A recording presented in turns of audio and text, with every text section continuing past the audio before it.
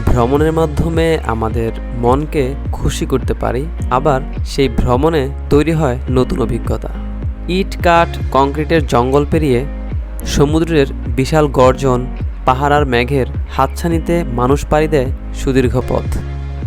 পাহাড়ের সবুজ অরণ্য অথবা নীল আকাশের নিচ দিয়ে বয়ে চলা আঁকাবাঁকা পাহাড়ি রাস্তা এ যেন প্রকৃতির সাথে মিশে যাওয়া। এই যাত্রার কোনো ক্লান্তি নেই।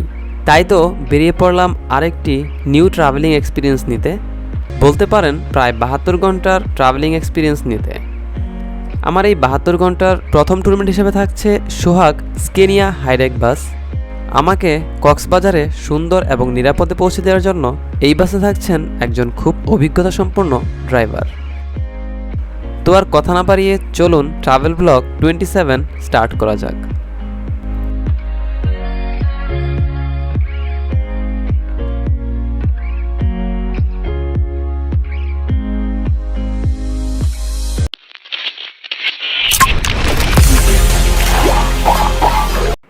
আসসালামু আলাইকুম বন্ধুরা, এখন সময় রাত 10:10 আর আমি আছি সোহাগ পরিবহনের পান্থপথ বাস কাউন্টারে হিউজ লেভেলের গ্যাদারিং দেখা যাচ্ছে। 2 দিন ধরে সব বাস কাউন্টারেই এমন ভিড় দেখা যাচ্ছে। আমার ট্যুরমেট এখান থেকেই ছেড়ে যাবে রাত 10:15, বাট এখনও কাউন্টারের সামনে আসেনি। কাউন্টারে প্রবেশ করার সময় হাতের ডান সাইডে টিকিট কাউন্টার এবং ইনফরমেশন ডেস্ক পেয়ে যাবেন। যাত্রীদের রেস্ট নেওয়ার জন্য অসংখ্য সিটের ব্যবস্থা রয়েছে এখানে, আর এই কাউন্টারটি সম্পূর্ণই শীতাতপ নিয়ন্ত্রিত। রাত 10:15 কাউন্টার থেকে বলা হচ্ছে কোচ নাম্বার 500 এর যাত্রীদের নিজ নিজ আসন গ্রহণ করার জন্য। আমাদের বাস কাউন্টার থেকে একটু দূরেই পার্ক করা হয়েছে। আজ আমি যেই বাসে ট্রাভেল করছি এই বাসের রেজিস্ট্রেশন নাম্বার ঢাকা মেট্রো ব 146227। এই বাসের একটা ইন্টারেস্টিং ফ্যাক্ট রয়েছে যা আমি বাসের ইনফরমেশন দেওয়ার সময় বলবো। আজ আমি আলফা 2 সিটে বসে ট্রাভেল করব, আর এই সিটের জন্য আমাকে 1700 টাকা খরচ করতে হয়েছে। 6 মিনিট দেরি করে রাত 10:21 মালিবাগ কাউন্টারের উদ্দেশ্যে আমাদের ড্রাইভার সাহেব যাত্রা শুরু করেন, আর এই লেট হয়েছে একজন যাত্রীর জন্য। গাইড সাহেব চলে গেলেন সব যাত্রী উঠেছেন কিনা তা চেক করার জন্য। পান্থপথের জ্যামের কারণে আমাদের বাস ধীরগতিতে চলছে, তো আমাদের বাস ধীরগতিতে চলতে থাকুক, আর এই ফাঁকে চলুন এই বাসের স্টাফদের পরিচয় জেনে আসি। আমার নাম ফুল মিয়া, আমি সোহাগের 17 বছর ড্রাইভিং করি। অন্য ব্যানারে গাড়ি চালিয়ে আইছি। নাম মোহাম্মদ সাইফুল ইসলাম খান, সোহাগ পরিবহনে গত 1 বছর ধরে চাকরি করতেছি, আর চাকরি জীবনে প্রথম। আমার নাম মোহাম্মদ মিরাজ হোসেন, আমি সোহাগে 3 বছর ডিউটি করি, সোহাগেই প্রথম। রাত 10:38 মালিবাগে চলে আসি। আমাদের সামনে রয়েছে পান্থপথ থেকে রাত 10টায় ছেড়ে আসা বাসটি, যা কক্সবাজারে যাবে। মালিবাগের সব কাজ শেষ করে ড্রাইভার সাহেব রাত 10:46 আরামবাগের উদ্দেশ্যে যাত্রা শুরু করেন। বাস রিলেটেড অনেক গ্রুপে একটা জাতীয় প্রশ্ন, সোহাগ এলিট অন্য সব অপারেটর থেকে 100 টাকা বেশি নেয় কেন? 1700 টাকা দিয়ে সোহাগ এলিটের একটা সিট কেনার পাশাপাশি এই বাসের 3 জন স্টাফদেরও কিনে নিয়েছেন। গাইড সাহেবকে একই কাজের জন্য 2 থেকে 3 বার আপনার কাছে ডাকবেন। উনি বিরক্তিকর ভাবনা দেখিয়ে হাসি মুখেই আপনার কাজটি করে দিবে। বাসে ট্রাভেল করার সময় আপনার যদি ভমিটিং প্রবলেম থাকে, এর জন্য সম্পূর্ণ বাস নষ্ট করে ফেলেন, তা পরিষ্কার করার জন্য বাসের হেল্পার সাহেবকে ব্যবহার করতে পারেন। ড্রাইভার সাহেব যদি উল্টো পাল্টা বাস ড্রাইভ করে বা আপনাদের সাথে যদি কোনো খারাপ আচরণ করে, স্ক্রিনে দেওয়া নাম্বারে কল দিয়ে অভিযোগ জানালে সেই বাসের স্টাফদের ফাইন হওয়ার পাশাপাশি 2-3 দিনের জন্য ডিউটি অফ হয়ে যাবে। আর আপনি যদি আমার মতো আলফা রোতে ট্রাভেলিং করে থাকেন, কাস্টমার কেয়ার থেকে কল দিয়ে জানতে চাইবে আপনি তাদের বাসে ট্রাভেল করার সময় কোনো সমস্যা ফেস করেছেন কিনা। তো সোহাগ এলিট এই সার্ভিসের জন্য যাত্রীদের কাছ থেকে 100 টাকা বেশি নিচ্ছে। এটি ঠিক নাকি বেঠিক তা কমেন্ট সেকশনে কমেন্ট করে জানাবেন। আরামবাগে সব কাজ শেষ করে ড্রাইভার সাহেব রাত 11:10 আবারও যাত্রা শুরু করেন। এখন জ্যাম ছাড়া আর কোথাও দাঁড়াবে না, সরাসরি হাইওয়ে ইন রেস্টুরেন্টে গিয়ে থামবে। আমাদের বাস এখন হানি ফ্লাইওভারের উপর দিয়ে যাচ্ছে। এই সেম প্লেসে মাল্টি এক্সেল বাসের অনেক কেবিন নয়েজ পেয়েছিলাম, বাট এই বাসে তেমন কেবিন নয়েজ পাচ্ছি না। আর এই বাসের ভাইব্রেশন অনেক কম, মনে হয় নিউ বাসে রাইড করছি। বাস এত পুরাতন বাট অনেক স্মুথ চলছে। রিয়েল সাউন্ড একটু শুনে নিতে পারেন।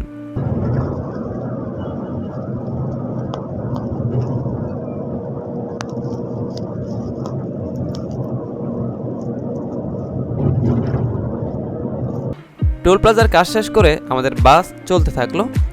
কিছু দূর আসতেই গাইড সাহেব শুরুর ব্রিফিংটি দিচ্ছেন। বাই দ্য ওয়ে, আমার কাছে মনে হয় সোহাগ এলিট ছাড়া প্রায় সব অপারেটর এই শুরুর ব্রিফিংটি দেয়া অফ করে দিয়েছে। সোহাগ এলিট এখনও এই জিনিসটি চালু রেখেছে।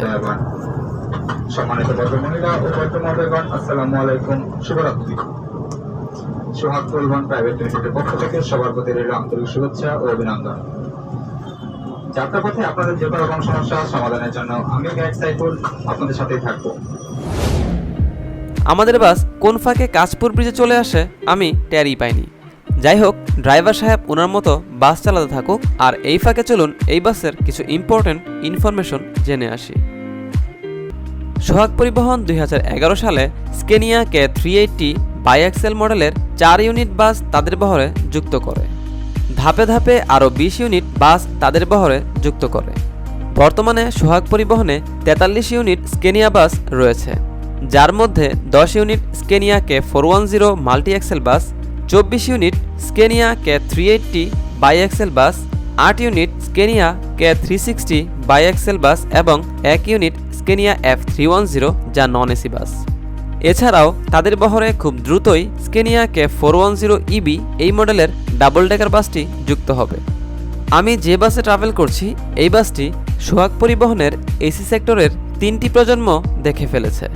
এই বাসের যাত্রা শুরু হয়েছিল সোহাগ প্রিমিয়াম দিয়ে। সোহাগ প্রিমিয়াম থেকে সোহাগ এলিটে এই বাসটি কনভার্ট করা হয়, আর এখন তো সোহাগ হাইডেকে কনভার্ট হয়ে গেছে।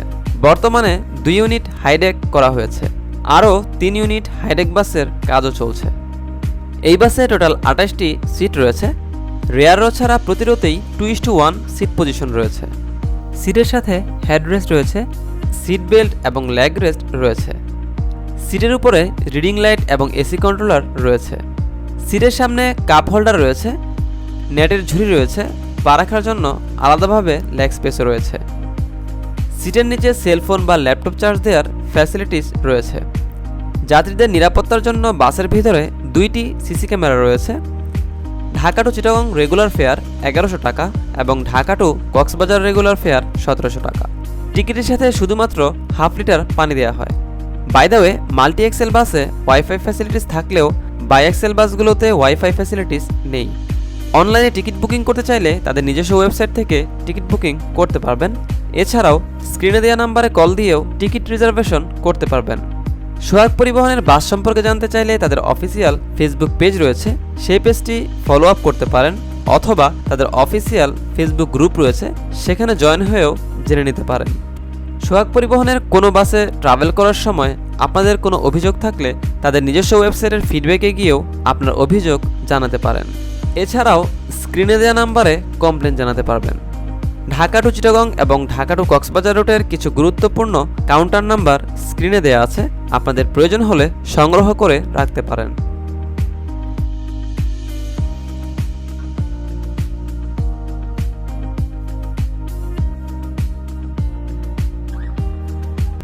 মেঘনা ব্রিজ ফাঁকা থাকায় আমাদের ড্রাইভার সাহেব ধীরে ধীরে স্পিড তুলছেন। আগে থেকেই বলে রাখি, এই বাসটি 100তেই লক করা। 100 স্পিডেও এই বাসটি বেশ স্মুথ চলছে, এখনও তেমন কেবিন নয়েজ প্লাস ভাইব্রেশন পায়নি।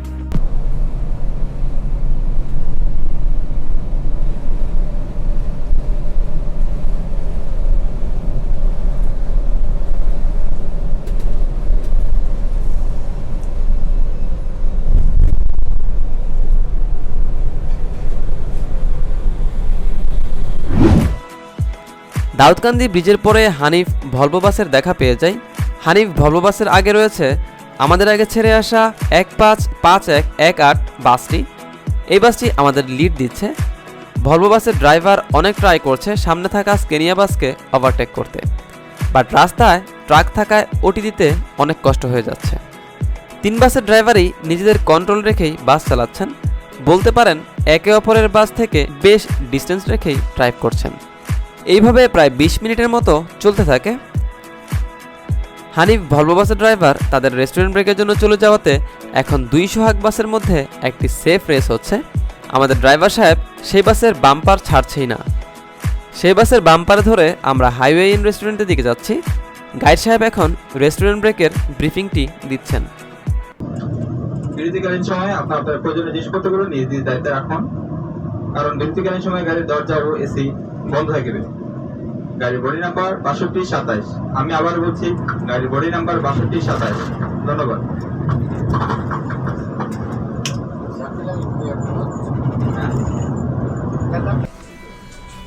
রাত 1:07 চলে আসি হাইওয়ে ইন রেস্টুরেন্টে। একই সময় রেস্টুরেন্টে আসায় 2 বাসের স্টাফদের মধ্যে কথা হচ্ছে। যাই হোক, আমি রেস্টুরেন্টে প্রবেশ করে গিয়ে ক্ষুধায় আমার পেট চুচু করছে। বাই দ্য ওয়ে, রাতে এই রেস্টুরেন্টের উপরের ফ্লোর অফ থাকে। আমি এক সাইডের টেবিল নিয়ে বসবো। গাইড সাহেব রিকোয়েস্ট করলেন তাদের সাথে খাওয়ার জন্য।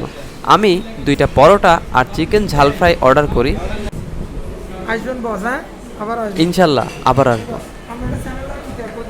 Slice of life S. আমার খেতে একটু লেট হয়। সবাই খাওয়া দাওয়া করে চলে গেছেন। মেবি সবাই আমার জন্য অপেক্ষা করছেন। বাসের যাত্রী না আসায় আমাদের ড্রাইভার সাহেব এখনও ড্রাইভিং রুমে বসে নাই। একসাথে 2 বাস রেস্টুরেন্টে প্রবেশ করে। এখন একসাথেই 2 বাস রেস্টুরেন্টটি ত্যাগ করছে। আমাদের বাস ঘোরানো হলেই আমি বাসে প্রবেশ করব। রাত 1:50 আমাদের ড্রাইভার সাহেব আবার যাত্রা শুরু করেন। এখানে একজন যাত্রীর জন্য প্রায় 10 মিনিট লেট হয়। রাস্তায় ট্রাক ছাড়া অন্য গাড়ি না থাকায় আমাদের বাসের জয় জয়কার। কিছু পথ চলার পর হালকা বৃষ্টির দেখা পেয়ে যাই। বাট আমাদের ড্রাইভার সাহেব মিটার বোর্ডের কাটায় কাটায় 80+ স্পিডে টেনে চলেছেন। কিছু বোঝার আগেই হুট করে শ্যামলী এনার ট্রাভেলসের প্যাকেজ হুন্ডাই বাস আমাদেরকে ওভারটেক করে। আমাদের ড্রাইভার সাহেব সেই বাসের পিছনে পিছনে চলতে থাকেন। শ্যামলী এনার ট্রাভেলসের একটি non AC bus gap create করে তাদের হুন্ডাই বাসকে সেই গ্যাপে ঢুকিয়ে দেয়। বাহ, জোস!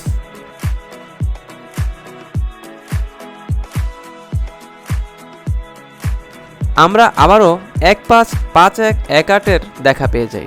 এখন আবার 2 সোহাগ এলিট একসাথে চলতে থাকে। একসময় সামনে থাকা বাসটি আমাদের সাইড দিয়ে দেয়, বাট আমাদের ড্রাইভার সাহেব ওভারটেক করে না, তার পিছনে পিছনে চলতে থাকে।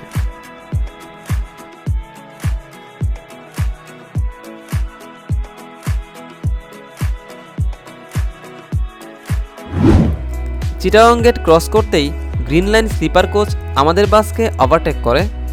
গ্রিন লাইন বাসের ড্রাইভার আমাদের বাসের ড্রাইভারকে কল দেয়। 2 বাসের ড্রাইভারদের মধ্যে কথা চলতে থাকে। কোম্পানি আলাদা হতে পারে, বাট ওনাদের মধ্যে ভালো একটা বন্ডিং, এই জিনিসটা আমার কাছে বেশ ভালো লেগেছে।